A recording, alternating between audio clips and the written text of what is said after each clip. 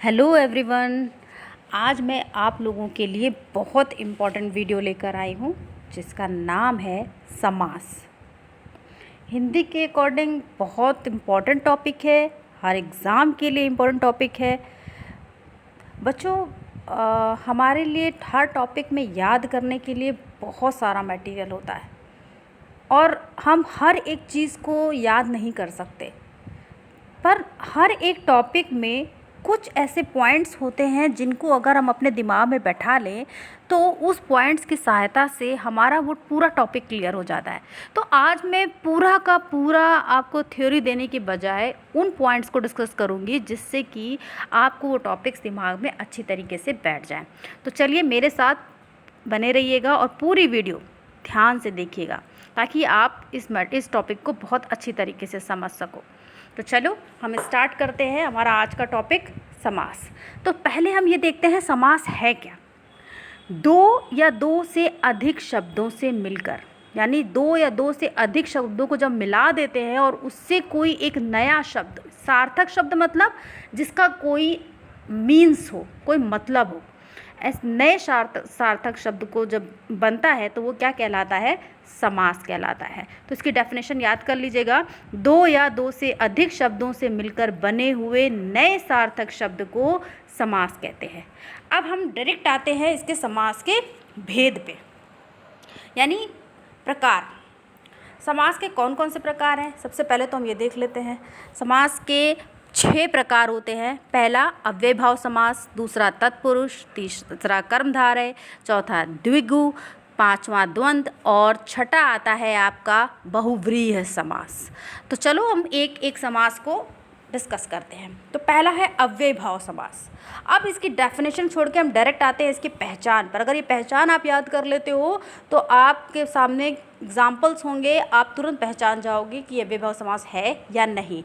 तो देखिए, कोई भी शब्द है उससे पहले यानी स्टार्टिंग में कुछ शब्द जुड़े हुए होते हैं, जैसे कि जिनको आप उपसर्ग भी बोलते हो, जैसे कि प्रति, आ, यथा, अनु, भर, हाथ। ये सारे ऐसे शब्द हैं जो कि पहले लगते हैं और ये दूसरे शब्दों को मिलाकर एक नया शब्द बना लेते हैं। जैसे कि आप ये देखो, प्रति में अगर हम दिन को मिला दें तो क्या मिलके बन जाता है? प्रतिदिन, यानी प्रत्येक दिन। दूसरा आपका मैंने जैसे बोला आ शब्द, अब इस आ में अगर हम जन्म को मिला दें तो क्या बन जाएगा? आ जन्म। तो देखो, आ जन्म में ये आ वर्ड जो आ रहा है पहले आ रहा है, ठीक, आ जन्म यानी पूरा जन्म। अब उसके बाद देखो अनु, अनु के साथ हमने क्या मिलाया? रूप। तो क्या बन गया? अनुरूप। तो ये चीज़ आपको ध्यान रखनी है। आगे देखिए, प्रतिकूल, यानी प्रति के साथ हमने क्या मिला दिया है? कूल को मिला दिया है। तो क्या मिलके बन गया? प्रतिकूल, यानी जो चीज़ आपके अकॉर्डिंग होती है, आपके लिए परफेक्ट होती है, वो प्रतिकूल। यथा के साथ हमने संभव को मिलाया तो क्या बन गया? यथा संभव, यानी जितना कि काम निश्चित हो पाए, जितना काम हो पाए। आगे अनुरूप, अनु के साथ रूप को मिलाया तो अनुरूप बन गया, ठीक है। तो ये ध्यान रखना, कुछ शब्द आपके मेन आप लोग याद कर लो, अगर वो मिल के दूसरे शब्द से मिलकर एक नया शब्द बना रहे हैं, दैट मीन्स वो क्या है? अव्ययभाव समास। अब हम आ जाते हैं हमारे दूसरे टॉपिक पे जिसका नाम है तत्पुरुष समास। अब तत्पुरुष समास क्या होता है? इसमें देखो, इसमें भी देखिए कुछ पहचान है, जैसे कि का, की, के, से, द्वारा, के लिए, ने, में, पर। ये सारे शब्द देखना, ये जब आप किसी भी शब्द को विकसित करोगे यानी विग्रह करोगे यानी तोड़ोगे तब उसके बीच में लगेगा। जैसे कि एग्जाम्पल से समझो, आप इसको ज़्यादा अच्छे से समझ सकोगे। जैसे कि ये देखो, राजकुमार, एक शब्द है राजकुमार। अब राजकुमार को अगर हम हिंदी में तोड़ दें तो क्या बनेगा? इसका मतलब क्या होगा? राजा का कुमार। क्या होगा? राजा का कुमार, यानी राजा का बेटा। राजा के बेटे को बोलते हैं ना राजकुमार, तो राजा का कुमार। तो का वर्ड देखो कहाँ आ रहा है? बीच में आ रहा है, यानी इस शब्द को जब हमने तोड़ा इसके बीच में का आ गया। धर्म ग्रंथ यानी एक धार्मिक ग्रंथ, जैसे गीता, रामायण, बाइबल, ये सारी क्या है, धर्म ग्रंथ है। तो धर्म ग्रंथ को अगर हम तोड़ते हैं तो क्या बनता है, धर्म का ग्रंथ। तो का वर्ड देखो बीच में आ गया। फिर आता है रचनाकार, यानी रचना को करने वाला, को वर्ड बीच में आ गया। ठीक, अब उसी तरीके से और भी एग्जाम्पल हैं, जैसे कि देखो गगनचुंबी। गगनचुंबी का मतलब क्या होता है, आसमान को चूमने वाला, यानी गगन को चूमने वाला। अब इसमें भी देखो ये को वर्ड आ गया बीच में।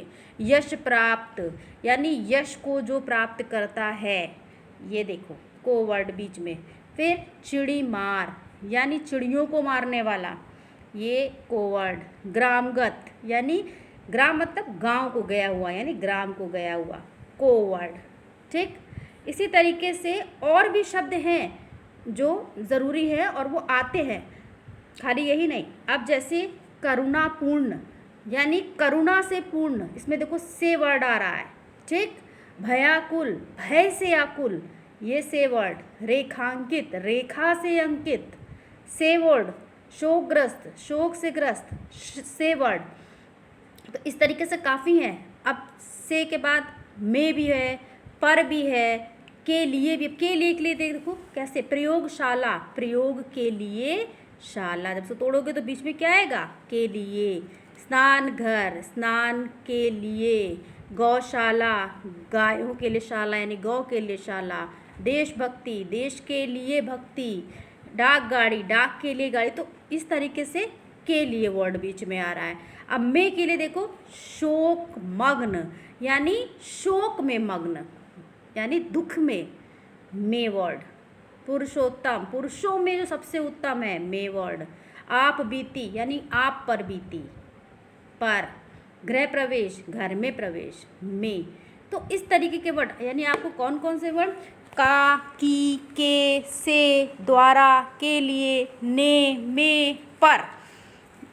ठीक है, ये सारे आपके अक्षर बीच में, जब आप विभक्त तोड़ोगे तो बीच में आएंगे, ज़रूर आएंगे। तो इस चीज़ को आपको ध्यान में रखना है।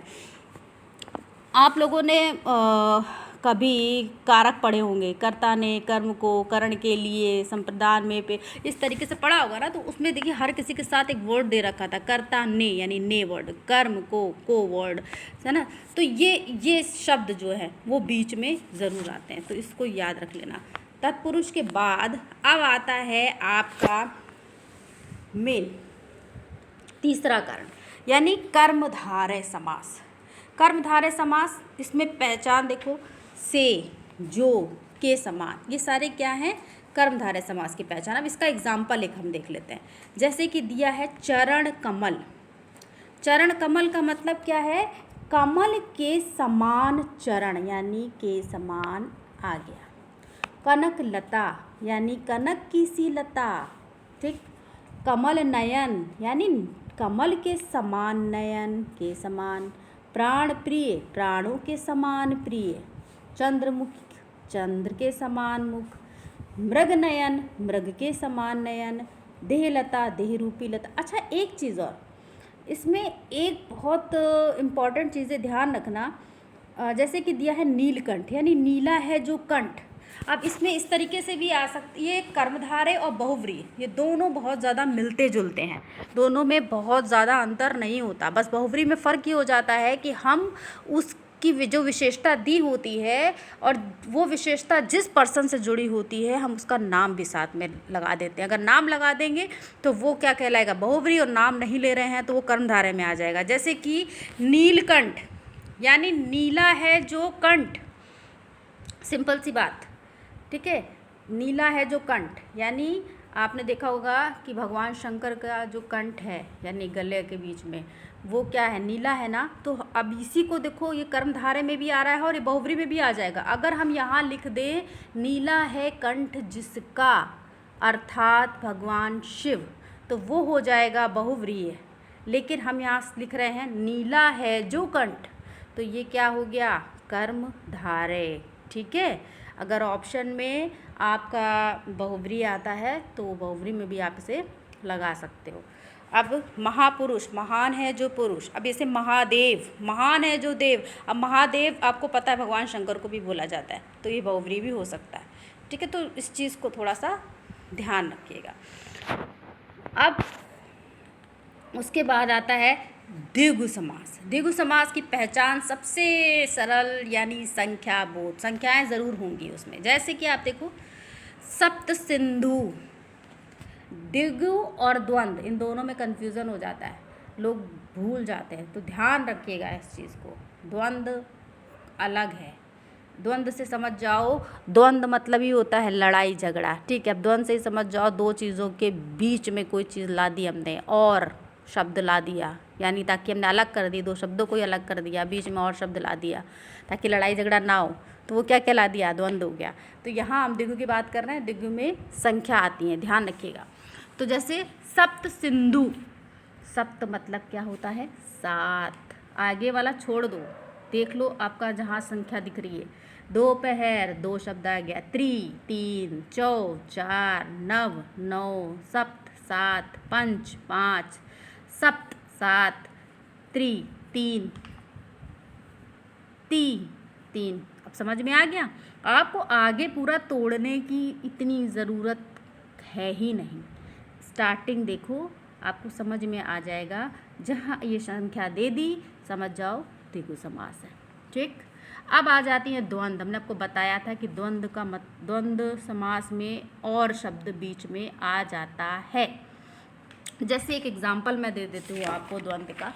जैसे एक है माता पिता, अब माता पिता के बीच में हम डैश लगा देते हैं बीच में ना, तो डैश की तरह लग के सीधे लिखते हैं माता और पिता। ठीक, नदी नाले, तो नदी नाले जहाँ देखो बीच में डैश लगा हुआ है, दो शब्दों के बीच में डैश लगा हुआ है, आप उसी को समझ जाओ कि वो उसके बीच में और शब्द आ रहा है। ठीक, ऊंच नीच, और या शब्द, ये ध्यान रखिएगा, और या शब्द, ये दोनों शब्द जिसके बीच में आ रहे हैं, सिंपल सा है, डैश वाला देखिएगा, जहाँ डैश दिख जाए कि हाँ यहाँ डैश लग रहा है, बीच में डैश है दो शब्दों के बीच में, तो बस वहाँ पर और या लगना है, यानी वो आपका द्वंद्व समास हो गया। ठीक है, सुख दुख, गुण दोष, देश विदेश, ऊंच नीच, इन सबके बीच में डैश लगा होता है। गरम ठंडा, नर नारी, राजा प्रजा, सबके बीच में डैश होता है। अब उसके बीच हम लोग और शब्द यूज़ करते हैं। ठीक है, तो वहाँ पर क्या आएगा, द्वंद्व समास। अब आता है लास्ट आपका बहुव्रीहि समास।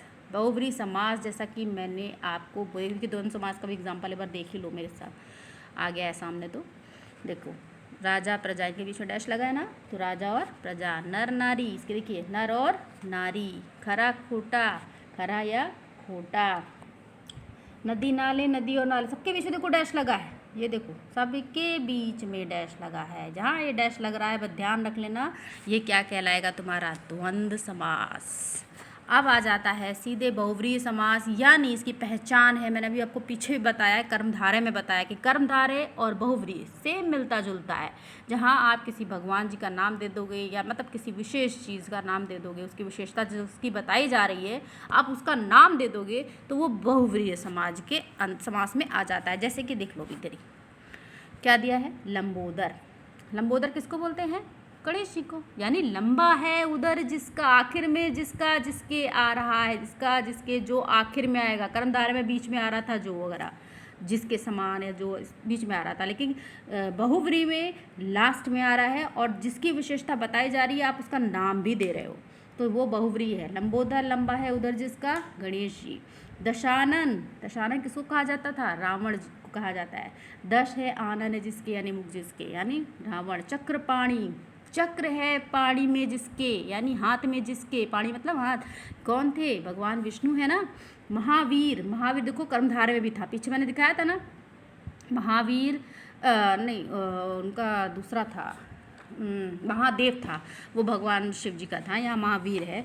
महान वीर हैं जो, ठीक है, कौन हो गए, हनुमान जी, यानी बहुव्रीहि समास। चतुर्भुज, 4 हैं, अब हाँ यहाँ देख सकते हो आप, चतुर्भुज, यहाँ मैंने बोला था 4, अब चतुर में आपका 4 भी आ रहा है, सोच सकते हो द्विगु समास भी होगा, लेकिन यहाँ चतुर्भुज में देखो हम इसकी विशेषता भी बता रहे हैं। 4 है भुजाएं जिसकी, किसकी 4 भुजाएं, भगवान विष्णु जी की, तो कौन कहलाया, ये क्या हुआ आपका बहुव्रीहि समाज। तो समझ में आ गया होगा, आई होप आपको, और आप अपना एग्ज़ाम बहुत अच्छे से दोगे, और जिनका एग्ज़ाम नहीं भी है फिर भी उनको समाज अच्छे से समझ में आएगा। आगे एग्ज़ाम के लिए भी बहुत कंपलसरी है, तो आप लोग अच्छे से पढ़िएगा।